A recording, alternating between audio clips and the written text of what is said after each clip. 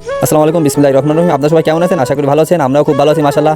তো আমরা 2 বছর আগে 2টা বাগানাচ লাগিয়েছিলাম। আমাদের খামারের কাজের কারণে, পরিবারের ঝামেলায় আমরা সেই বাগানাচের কথা মনে ছিল না। তো আজ হঠাৎ করে মনে পড়লো, তো আমরা সেই বাগানাচ দেখতে যাব কি অবস্থায় আছে কিনা ইনশাআল্লাহ। তো আমরা এই যে আমাদের এইখানে ঘেরটা ছিল, এখানে আমাদের বালিতে বুঝাইছি, আর বালিতে বুঝাই আমরা ফাঁক ফাঁক করে কলা গাছ লাগিয়েছি। আর কলা গাছের মাঝখানে আমরা যে মাটিগুলো থুইছি, মাটিগুলো এখানে আমরা গাছ লাগাবো, যে কোনো গাছ ইনশাআল্লাহ।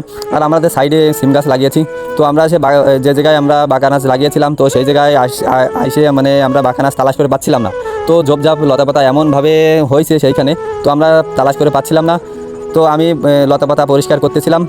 তো আমার একটু ভয় করতেছিল, আমাদের এখানে দিনে দুপুরে সাপ দেখা যায়, আর যদি ভেমরোল কিংবা বল্লার চাক থাকে তাহলে তো আমাদেরই বাগানাচ করে দেবে। তার জন্য আমার একটু ভয় করতেছিল, আর আমি আস্তে আস্তে পরিষ্কার করতেছিলাম। তো আমার সঙ্গে আমার এক ভাই ছিল, ইসরাফিল ভাই, তার একটু সাহস ছিল। তো আমরা দুজনেই মানে পরিষ্কার করতেছিলাম বাগানাচকে। আপনাদের ওইখানে কি বলে আমাদেরকে বলবেন।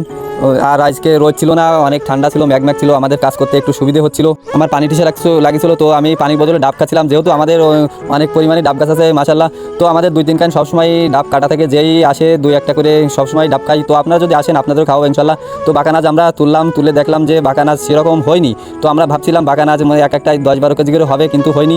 তো আল্লাহর কাছে শুকরিয়া, লাখ লাখ শুকরিয়া, যেটা আল্লাহ পাক আমাদের ভাগ্যে ছিল সেইটা আমরা পাইছি। তো আপনারা সবাই ভালো থাকবেন, সুস্থ থাকবেন। আসসালামু আলাইকুম।